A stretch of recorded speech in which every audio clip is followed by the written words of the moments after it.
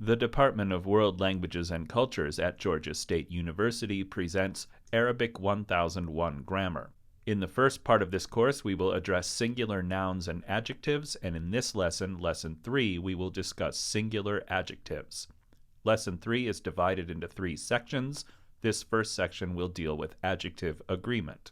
This lesson has several goals: to learn how to recognize adjectives and to place them after rather than before their nouns, to learn how to make adjectives agree in gender and definiteness, to learn the words for some very common adjectives, to learn the common colors and how they behave a little bit differently, to learn the very basics of what's called the marfu' or nominative case, and to continue to think about the roots and patterns of Arabic words.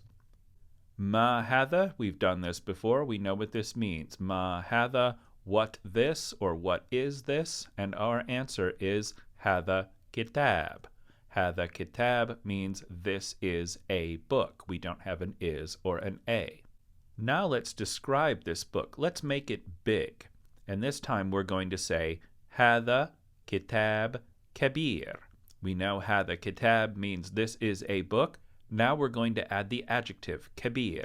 Kabir means big when we're talking about objects and old when we're talking about people. This is a big book. You already know that hadha kitab means this is a book. We're going to say this book, and we're going to infer the is a. And then all we're going to do is add the adjective for big after book, and it becomes this is a big book. Here we have a big book. Now let's describe a small book. We're going to do it in exactly the same way, except we're going to use the word for small rather than big. Hadha kitab saghir. Saghir means small when referring to things and young when referring to people. Saghir is also a word that American students have a consistent problem mispronouncing. So listen to it carefully. Saghir. There's not an extra R in there. And hadha kitab saghir means this is a small book. So let's take a look at adjectives. A siffa, or adjective, always follows its noun in Arabic. The word siffa comes from the root waw sald fa. The waw is missing here for reasons we won't go into. And the root means to describe something. So a siffa, an adjective, is literally a description. Arabic thinks of nouns and adjectives as being essentially the same thing. They can change parts of speech here and there. That's not important right now. In phrases, adjectives must agree with their nouns in every respect. That is, in gender, in number, in definiteness, and in what's called case, which is something we'll describe in the next section. So kabir is our word for big or old.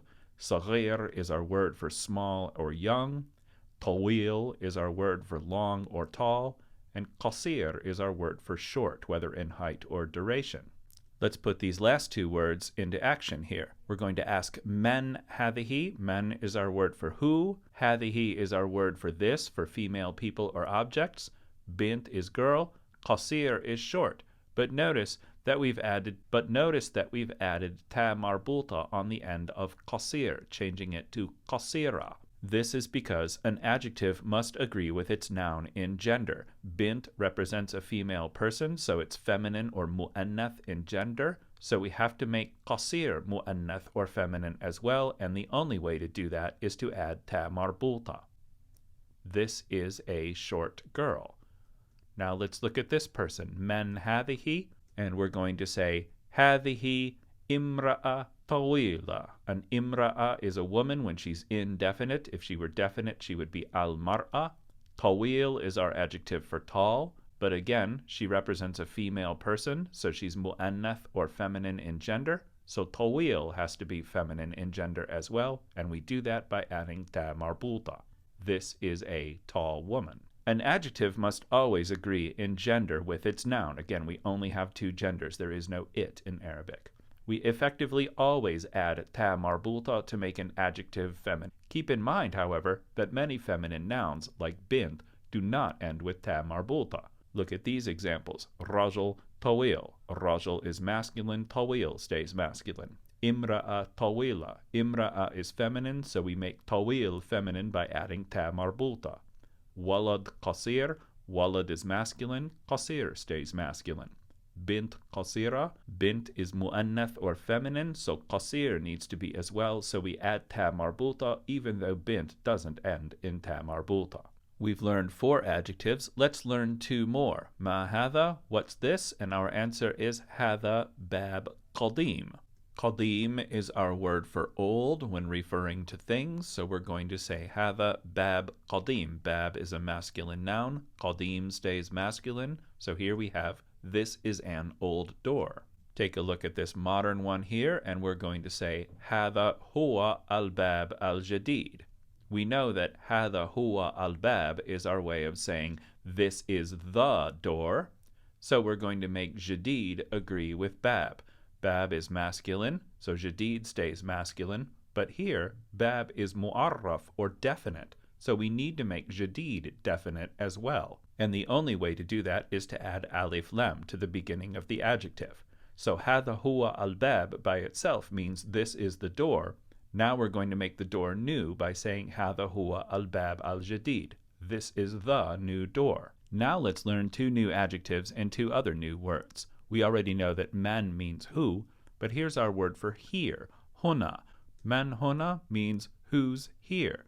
And our answer is hadha huwa at-talib al-jamil. We already know that hadha huwa at-talib means this is the student. We're really saying this is him, the student. Now we're going to make him pretty or beautiful, which is the word jamil. So we're going to take the word jamil, and because at-talib is definite because it has alif lam on it, we must make jamil definite by putting alif lam on it as well. So now we have this is the beautiful student. It's quite common to use the word jamil to refer to men in Arabic culture. We can say man hunaka.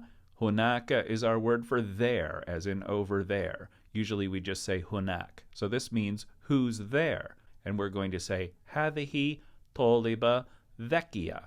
So hadhihi toliba by itself means this is a student. And now we're going to add a new adjective to it, dhaki. Dhaki means intelligent or smart. And since she's a woman, we have to make the adjective feminine by adding ta marbuta.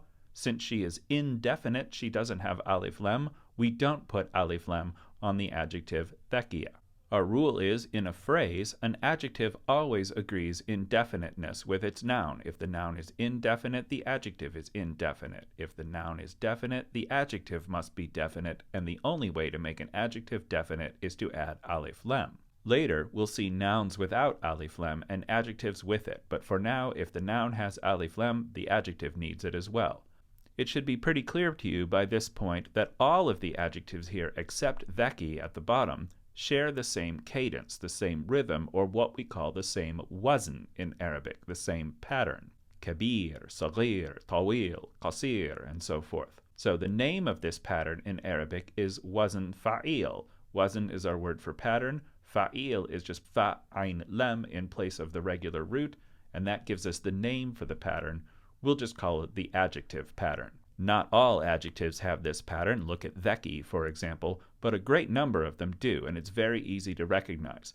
Let's re-ask this question. We'll say man huna. Again, that means who's here, and our answer is, 5 words, but we can do it. Hadha huwa at-talib al-jamil al-dhaki.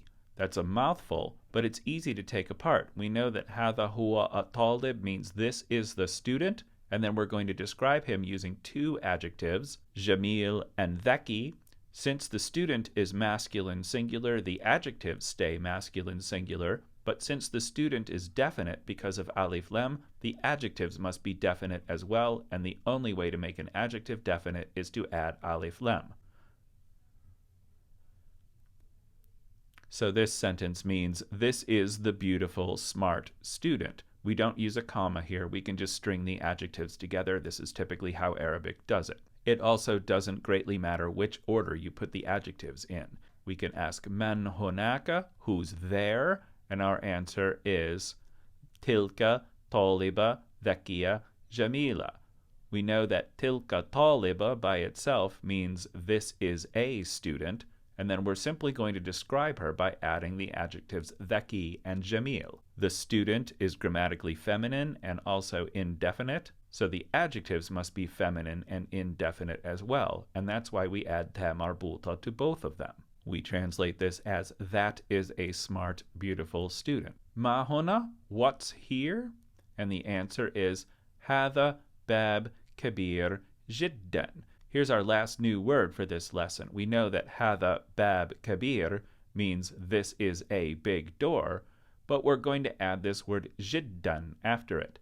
جدا is an adverb, and it means very. This is a very big door. Now notice one thing here. ما هناك, what's there? And our answer is going to be هذه نافذة صغيرة جدا. هذه نافذة by itself means this is a window. We're going to describe it by using the adjective صغير.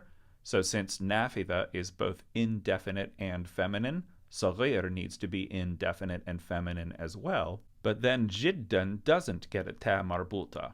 And the reason for this is because adverbs, unlike adjectives, never change for gender, number, or definiteness. جدا is always جدا and nothing else. So it's very easy to use, and this means this is a very small window. Just to be clear, جديد is new, جميل is pretty or beautiful for objects, men or women.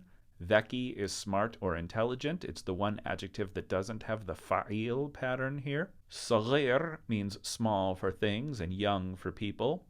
طويل means tall or long. قديم means old for things. قصير means short. And كبير means big for things and old for people. And then finally we have 4 new words. الصفة is the word for adjective.